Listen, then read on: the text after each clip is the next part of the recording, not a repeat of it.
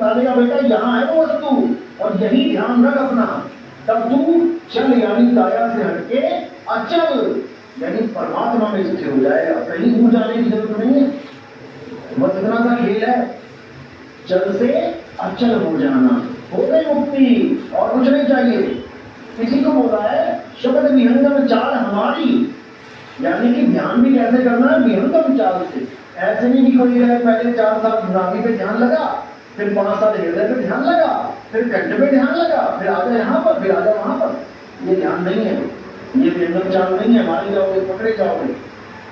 कहते शब्द विहंगम चाल हमारी और कहे कबीर सद्गुण नहीं तारी और खुले कपाट, शब्द जनकारी और पिंड यंड के पार, तो देश हमारा है और कर नैनो दीदार महल नहीं आता है। बिल्कुल इशारे इशारे में सारी कहानी सुझा दी। कहते पहले तो विहंगम चाल समझ लो क्या है। विहंगम चाल है अपनी काया से ध्यान हटा के विधेय का ध्यान करना, यानी अचल का ध्यान करना, इस चल काया से अपना ध्यान हटा के। ये हो गया विहंगम चाल। शब्द विहंगम चाल हमारी कहे कबीर सतगुरुदेव ताली। ताली कहाँ लगाते हैं? ताले में। ताला कहाँ लगाते हैं? दरवाजे में। इसका मतलब परमात्मा दरवाजे के ही पास।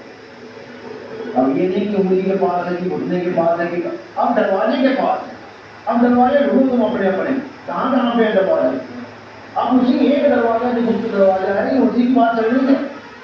कहते कहें कबीर सतगुरुदेव ताली खुले कबाड़, और दरवाजा खुलेगा। दरवाजा कौन सा खुलेगा? ये बंद हो वही तो खुलेगा। तो पहले से खुला हो क्या खुलेगा?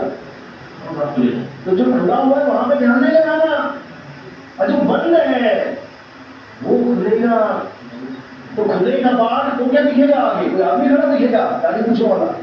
बिल्कुल नहीं। खुले कबाड़ शब्द जनकारी, ये शब्द है, यही है क्या रामानंद? अरे शब्द हमारा गुरु है और सदा हमारे संग, वो सदा हमारे संग है।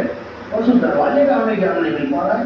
कोई कहीं घुसा दे रहा है दरवाजे में, कोई किसी दरवाजे में घुसा दे रहा है, और जो असली दरवाजा है उस गुप्त दरवाजे को कोई नहीं बता रहा। तो ये सारे समझा रहे हैं कि दसवां द्वारा गुप्त है, अरे ब्रह्म रंध्र है ठौर, कहाँ सुनती नृत्य करो और दिल्ली का चुप हो। बिल्कुल इशारा, बिल्कुल खत्म नहीं कर दिया सारा काम काल भगवान का, लेकिन फिर भी कोई ना समझे तो उससे बेकार किस्मत दुनिया में किसी। इतना साहब ने इतने इशारे किए, लेकिन समझने वाला समझ ही नहीं पाया। कहते इतना समझाया इस जीव को, इतना समझाया जीव को, लेकिन इसका कल्याण बिना विवेक के हो ही नहीं पाता। इसलिए साहब ने कहा विवेक जगाओ, विवेकी बनो। पहले तो गुरु विवेकी बनाओ। केवल गुरु धारण करने से मुक्ति नहीं होती है, तुम्हें विवेकी गुरु चाहिए जो सत्य असत्य का निर्णय करे, जो चल और अचल में निर्णय करे। अब तुम्हें सांसों में दाल हो दिया किसी ने, तो अरे भाई सांस तो चल रही है। जो चलने की चलती वस्तु में दांत धोएगा वो अचल कैसे होगा? तुम ऐसे झूले में बैठे थे, झूला चल रहा है, तुम अचल कैसे हो जाओगे? नहीं हो सकते। इसलिए